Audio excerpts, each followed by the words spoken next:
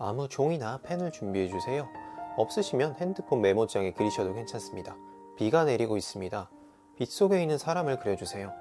만화나 막대기 같은 사람이 아니라 온전한 사람을 그려주시면 됩니다. 내용과 형식은 자유입니다. 그리고 싶으신 대로 자유롭게 그리시면 됩니다.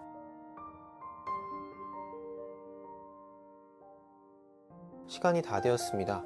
그리신 그림에 대해 6가지 질문을 여쭤볼게요. 마음속으로 대답하시면 됩니다. 비는 얼마만큼 내리나요?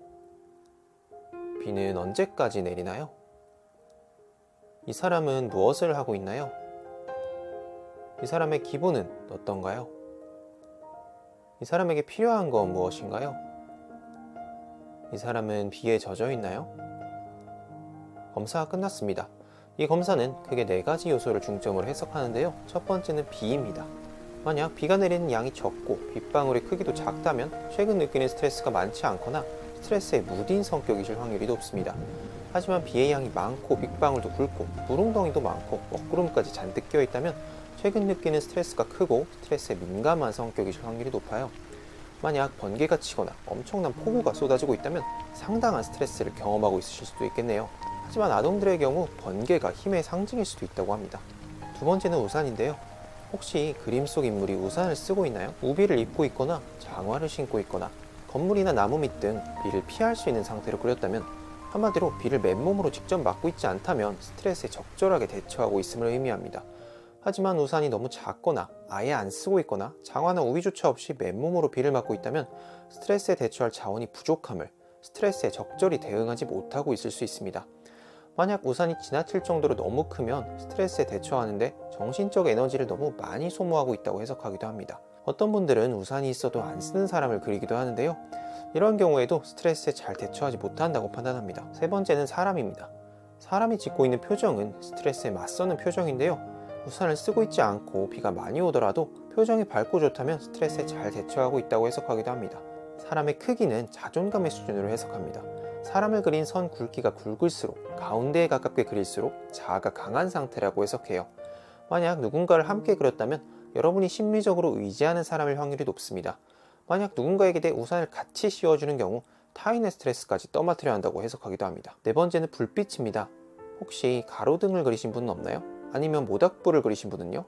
빛이 나거나 따뜻한 무언가를 같이 그려 넣으신 분들은 주변에서 충분한 애정과 지지를 받고 계실 확률이 높습니다. 개인적으로 가장 스트레스의 직방인 건 상황을 문제시하는 버릇을 끊어내는 것 같습니다. 피할 수 없는 일들, 이별, 건강 악화, 실직, 누군가의 죽음, 우주가 우리에게 쏘는 이런 1차 화살들은 피할 수가 없죠.